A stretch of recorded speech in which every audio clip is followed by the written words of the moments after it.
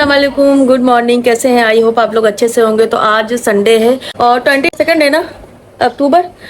तो आज मैं जा रही हूँ अपने घर। संडे को अक्सर मैं जाती हूँ, बच्चों की छुट्टी होती है और कल से तो ऐसे भी छुट्टियाँ ही हैं। अक्टूबर है और दशहरा है, उसकी छुट्टियाँ होंगी। तो चलिए अपने घर जाते हैं, वहाँ खैरियत लेते हैं कैसे क्या है, उसके बाद फिर वहीं मिलते हैं। तो यहाँ पर अपना जितना भी पेंडिंग काम था वो जल्दी जल्दी से कंप्लीट किया। हैंड वॉश फिनिश हो गया था तो उसको रिफ़िल किया। फिर उसके बाद मैं खुद फ्रेश हुई, फेस वॉश किया और उसके बाद जल्दी जल्दी रेडी हो गई। तो हस्बैंड ये देख करके काफ़ी मुझे चिढ़ाते भी हैं कि जब घर जाना होता है तो तुम्हारे एक्साइटमेंट कुछ अलग ही लेवल की होती है और बॉडी में कुछ ज़्यादा ही जान आ जाती है।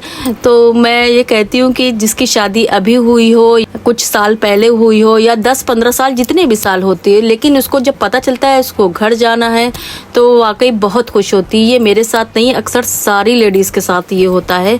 और शादी के बाद लड़कियाँ कुछ ज़्यादा ही इमोशनल हो जाती हैं अपने माँ बाप को लेकर के, उनकी सेहत को लेकर के। तो यहाँ पर मैं अपने घर आ गई हूँ और मम्मी ने कहा कि आज तुम्हारे हाथ का चिकन खाएंगे। मैं वही बना रही थी।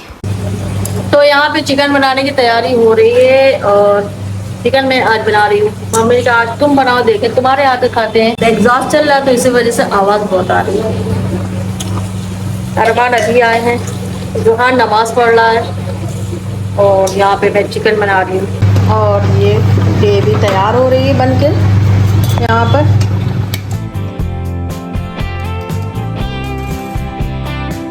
बहुत अच्छी खुशबू आ रही है इसकी।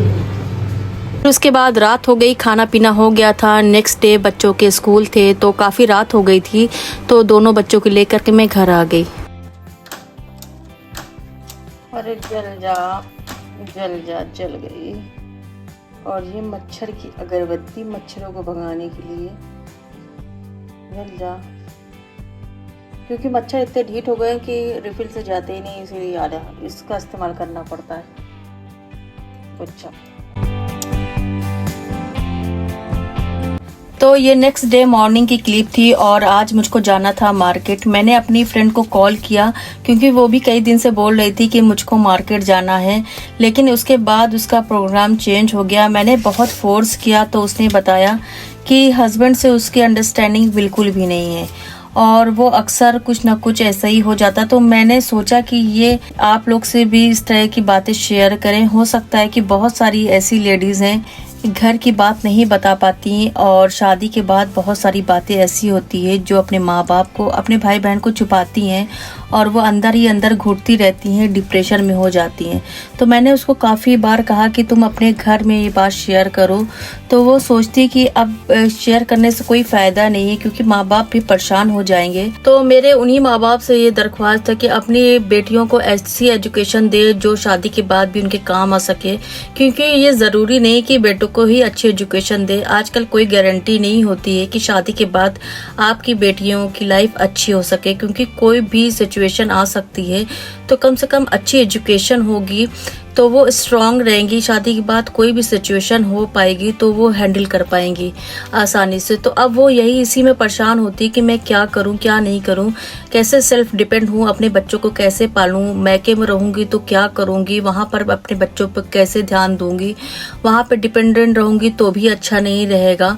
तो बस यही सब करके वो अपने यहाँ रहती है और बहुत ज़्यादा स्ट्रगल करती है। तो मैंने सोचा कि ये बात तो हर चीज़ में शेयर करने बनता है, क्योंकि ऐसे बहुत सारी लेडीज हैं जिनके साथ ये प्रॉब्लम होती ही रहती है। आप अपनी बेटियों को जैसे बेटों को पालते हैं ऐसी ही बेटियों को पालिए और बेटों से अच्छी एजुकेशन बेटियों को दीजिए। उनको इतना कॉन्फिडेंट बना दीजिए, इतना स्ट्रांग बना दीजिए कि वो हर सिचुएशन का सामना कर सके, उनसे लड़ सके और स्ट्रांग हो सके।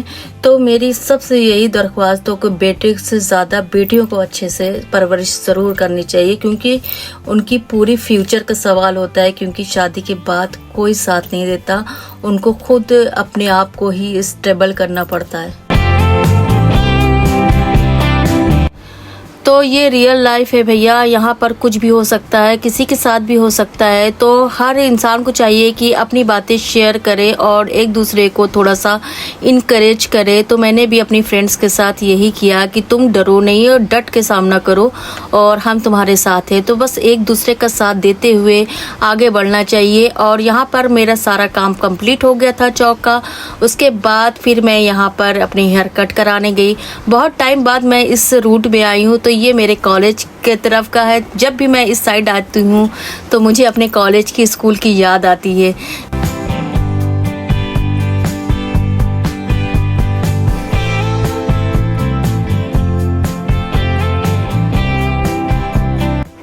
और बातों ही बातों में मैं आ गई हूँ ITI रोड। तो ये काफ़ी डेवलप हो चुका है 4-5 सालों में। तो पहले यहाँ पर कुछ भी नहीं था और एक आधी शॉप थी। अब तो काफ़ी डेवलप हो चुका है, काफ़ी रेस्टोरेंट हो गए हैं यहाँ पर और काफ़ी शॉप्स हो गई हैं यहाँ पर।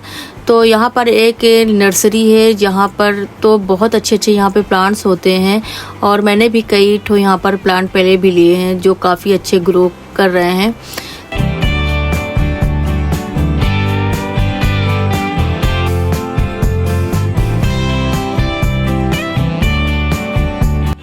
तो यहाँ पर मैं अपना हेयर कट ले रही हूँ और आजकल इतना हेयर फॉल हो रहा है कि मजबूरी में मुझे हेयर कट करवाना ही पड़ता है, क्योंकि अगर नहीं करवाऊँगी तो वो और भी ज़्यादा पतले होते चले जाते हैं, हेयर फॉल होते रहता है। और ये भी है कि एक ग्रोथ होने के बाद वहीं पे बाल रुक जाते हैं। फिर आप जितनी भी कोशिश कर लें, कितना भी ट्रीटमेंट कर लें, कितने भी नए नए तरह के ऑयल लगा लें कि आपके हेयर लंबे हो जाएंगे, तो वो नहीं हो सकते, क्योंकि एक एज के बाद या एक जो ग्रोथ होती ना वो रुक जाती है और उसके बाद सिर्फ डैमेज होने लगते, बाल पतले होने लगते हैं। तो यहाँ पर मैंने हेयर कट लिया।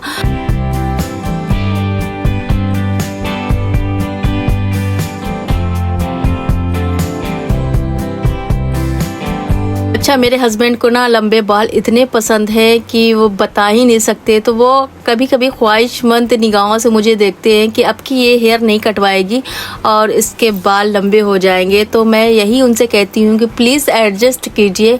और हस्बैंड वाइफ एक दूसरे का लिबास होते हैं और एक दूसरे की कमियों को छुपाते हैं। तो प्लीज़ आप भी एडजस्ट करिए।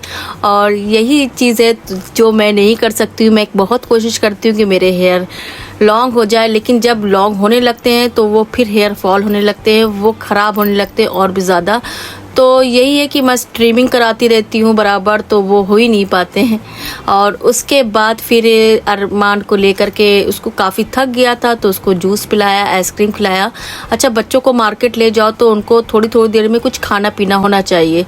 तो बस यही है कि उसको खिलाते पिलाते रहते हैं और उसको साथ रखते हैं। थोड़ा सा एक ये भी रहता है कि साथ में रहता है, थोड़ी सी एक आहट टाइप की रहती है कि वो साथ में है।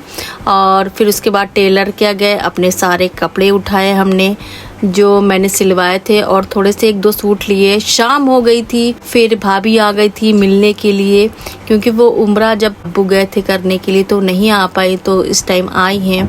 बैठ के अम्मी से बातें कर रही थी और उसके बाद मेरे डिनर का टाइम हो गया। तो आज मैं बनाने जा रही हूँ आलू के कबाब। जब कुछ नहीं समझ में आता तो आलू के सिंपल से कबाब बना लीजिए और साथ दाल बना लीजिए, तो सब शौक से खा लेते हैं। तो यहाँ पर दाल मैंने अच्छे से फ्राई की, उसमें टमाटर डाला, हरा मिर्च डाला और 2-1 चीज़ डाली। जो भी मुझे मसाले मिलते हैं मैं सब डाल देती हूँ और बहुत अच्छी फ्राई होती है। पता नहीं है मेरी किस्मत है या दूसरों का टेस्ट है, तो अच्छी होती है और बहुत टेस्टी होती है।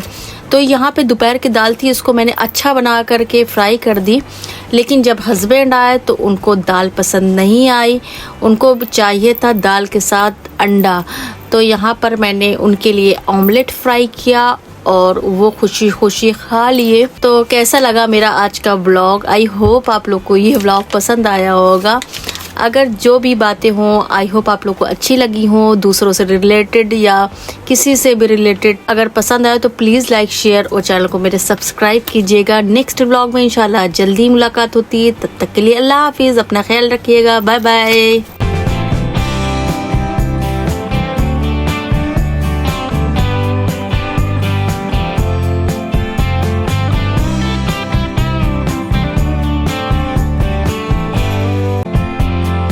आजा कंगारू, कंगारू कंगारू ये बन भी गया यार, मम्मा में डर लग रही है। सारी हड्डियां मम्मा खा लिया। वो 2 पैरों पे खड़ा हो गया मम्मा। वो आ रहा बेटा शैतान जिन्नात, भागो भागो भागो भागो। लो